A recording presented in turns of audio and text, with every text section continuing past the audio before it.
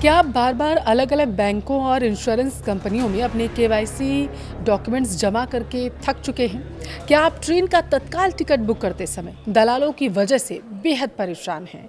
या फिर आज जो एक व्यापारी है वो जीएसटी नियमों में होने वाले बदलावों को लेकर चिंतित नजर आ रहा है? अगर इनमें से किसी भी सवाल का जवाब आपका हाँ है तो ये वीडियो आपके लिए है। दरअसल 1 अगस्त 2026 से भारत में वित्तीय लेन देन सहित रेलवे बुकिंग, डिजिटल पेमेंट और व्यापार से जुड़े कई ऐसे बदलाव हैं जो होने जा रहे हैं, जिनको मैं इस वीडियो में आपको विस्तार से बताऊंगी। और इसी वजह से मैं कह रही हूँ कि ये वीडियो बेहद ही महत्वपूर्ण है, लास्ट तक ज़रूर देखिएगा। नमस्कार, आपके साथ मैं पल्लवी रविंद्र सिंह। देखिए, क्या आपके साथ कभी ऐसा हुआ है? आप ज़रा सोचिए कि आप सुबह सुबह अपनी नींद खराब करके ट्रेन के तत्काल टिकट की लाइन में लगे हों और जब आपका नंबर आया हो तो पता चले टिकट तो फुल है, क्योंकि कोई दलाल आपसे पहले बाजी मार ले गया। या फिर ज़रा याद कीजिए, बैंक में खाता खुलवाना हो और म्यूचुअल फंड लेना हो या फिर इंश्योरेंस, हर बार वही केवाईसी डॉक्यूमेंट की फ़ोटोकॉपी आपको बार बार लेकर वहाँ पर जाना पड़ता है, जिससे आप बेहद परेशान हो जाते थे। अगर आपका जवाब हाँ है तो मैं आपको बता दूँ कि सरकार और संस्थाओं ने फाइनली लोगों की सहूलियत के लिए ये जो परेशानियाँ हैं उन्हें सुन लिया है और इन्हें दूर करने का फैसला किया। 1 अगस्त से आपकी ज़िंदगी से जुड़ी 5 ऐसी बड़ी बातें हैं जो बदलने वाली हैं, जो सीधा आपकी जेब, आपके समय, आपकी मानसिक शांति से जुड़ी हुई हैं। चाहे दलालों की छुट्टी करने वाला रेलवे का नया नियम हो या आपको कागजी कार्रवाई से बचाने वाला नया CKYC 2.0 सिस्टम हो। सबसे पहले और सबसे बड़े बदलाव की हम बात करेंगे जो सीधे आपकी जेब और आपके समय से जुड़ा हुआ है। सेंट्रल नो योर कस्टमर 2.0 यानी कि CKYC 2.0। अब तक देखिए क्या होता था, अगर आपको किसी बैंक में खाता खोलना होता था तो अलग डॉक्यूमेंट्स दिए जाते थे, अलग से आपको परेशान होना पड़ता था। म्यूचुअल फंड में निवेश करना है तो फिर से वही प्रक्रिया आपको दोहरानी पड़ेगी, फिर फोटोकॉपी कराइए, फिर सारे डॉक्यूमेंट्स लेके आइए, यही कर रहे थे ना।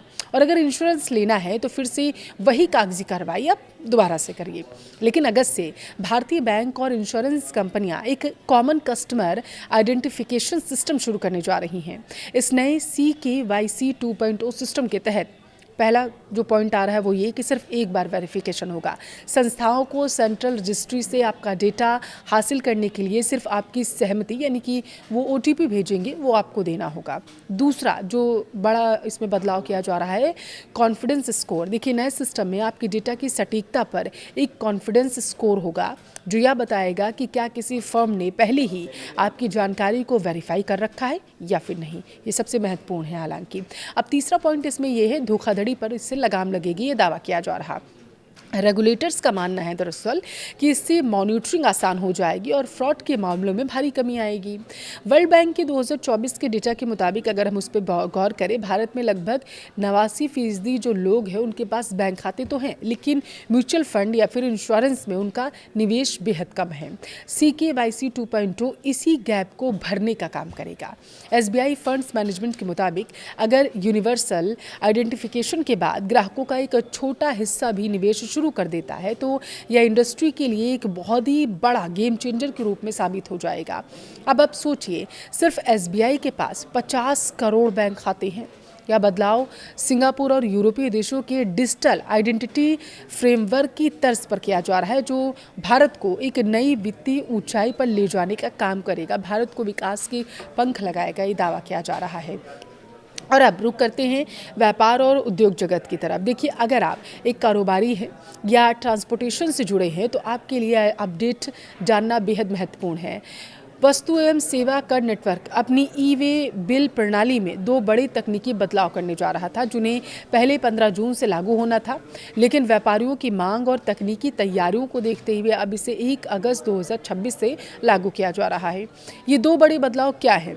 पहला, शिप टू GSTIN अनिवार्य, यानी अगर आप bill to ship to model के तहत काम करते थे तो अब माल प्राप्त करने के लिए, यानी जहां माल डिलीवरी कर रहे हैं, जो भी आपका सामान आ रहा है, उस पक्ष का GST नंबर भी दर्ज करना आपको अनिवार्य होगा, बशर्ते वह GST में रजिस्टर्ड हो, तभी आप कर सकते हैं। अगर GST उनके पास नहीं होगा तो नहीं करेंगे। लेकिन अगर आपको फ़ायदा चाहिए तो आपको दूसरी तरफ का भी GST नंबर वहाँ देना होगा। ई-वे बिल बंद करने की सुविधा ये भी महत्वपूर्ण है। देखिए, माल की डिलीवरी पूरी होने के बाद सप्लायर, खरीदार या ट्रांसपोर्टर जो होंगे अपनी स्वेच्छा से ई-वे बिल को क्लोज कर सकेंगे। इस नियम के फ़ायदे क्या होंगे? देखिए, इससे टैक्स चोरी पर लगाम लगेगी, माल की ट्रैकिंग व्यवस्था ज़्यादा पारदर्शी हो जाएगी, व्यापारिक संगठनों को अपना ERP और सॉफ्टवेयर अपडेट करने का जो अतिरिक्त समय मिलेगा वो अब जो मिलता था वो भी ख़त्म हो जाएगा। इसलिए 1 अगस्त से पहले अपने सिस्टम को नए API के अनुकूल आप ज़रूर बना लीजिएगा, वरना आपको नुकसान हो सकता है। अब बात करते हैं आम आदमी की सबसे बड़ी ज़रूरत भारतीय रेलवे की। अचानक यात्रा करने पड़े आपको तो तत्काल टिकट ही एकमात्र आपका सहारा होता है। लेकिन हम सभी जानते हैं, देखिए, कि टिकट काउंटर्स पर दलालों का कैसा राज चलता है। सिर्फ टिकट काउंटर्स पर नहीं, आप आजकल तो ऑनलाइन भी ये फ्रॉड चलने लगा है। इसी परेशानी को ख़त्म करने के लिए पश्चिमी मध्य रेलवे ने भोपाल मंडल के सभी आरक्षण केंद्रों पर 1 अगस्त से एक बिल्कुल ही नई टोकन व्यवस्था लागू करने का फैसला कर लिया है। चलिए, इसके नियम क्या हैं वो भी आपको बताते हैं। अगर हम बात करें एसी की, एसी तत्काल टिकट के लिए सुबह 8:30 से 9 बजे तक टोकन मिलेंगे। वहीं नॉन एसी के लिए सुबह 9 से 9:30 बजे तक टोकन मिलेगा। प्रत्येक काउंटर पर ज़्यादातर 10 एसी और 15 नॉन एसी टोकन ही जारी किए जा सकेंगे।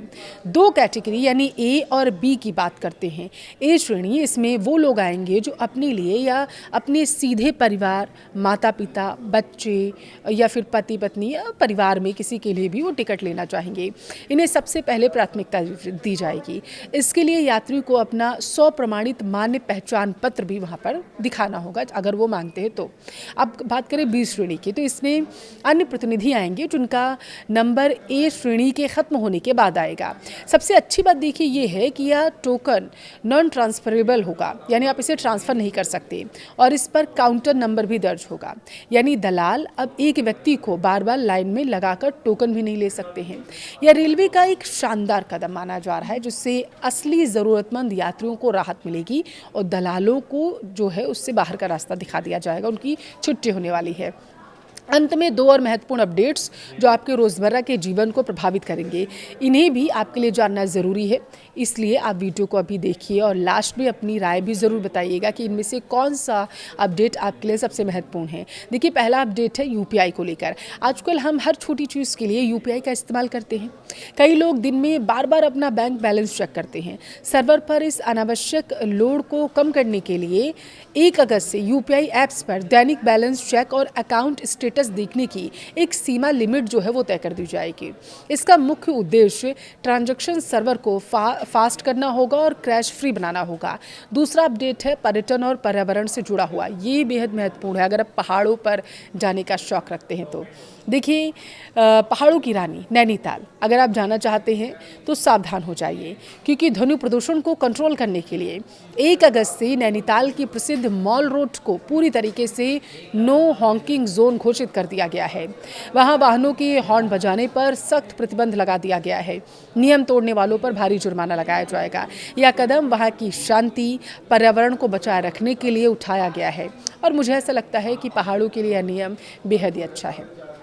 तो ये थे 1 अगस्त से लागू होने वाले 5 बड़े बदलाव। एक बात हमेशा याद रखिएगा, बदलाव से घबराना नहीं चाहिए, बल्कि एक स्मार्ट नागरिक की तरह, सिटीजन की तरह हमें सभी समय बदलावों को अपना लेना चाहिए। इन बदलावों को समझने की ज़रूरत है, उनका फ़ायदा भी कैसे उठाए उसकी भी ज़रूरत है। अब आप जानते हैं कि तत्काल टिकट के लिए नई टोकन व्यवस्था आ गई है, तो अगली बार दलालों को पैसे देने के बजाय स्मार्ट तरीके से अपना टिकट बुक करिए। जब आप जानते हैं कि CKYC 2.0 लागू हो रहा है, तो बीजीजीक अपने निवेश की शुरुआत अब आराम से करिए, क्योंकि अब कागजी कार्रवाई का कोई झंझट ही नहीं है। अब आपकी बारी है। मुझे कमेंट बॉक्स में ज़रूर बताइएगा कि इन 5 नियमों में से आपको सबसे ज़्यादा किस नियम का इंतज़ार था।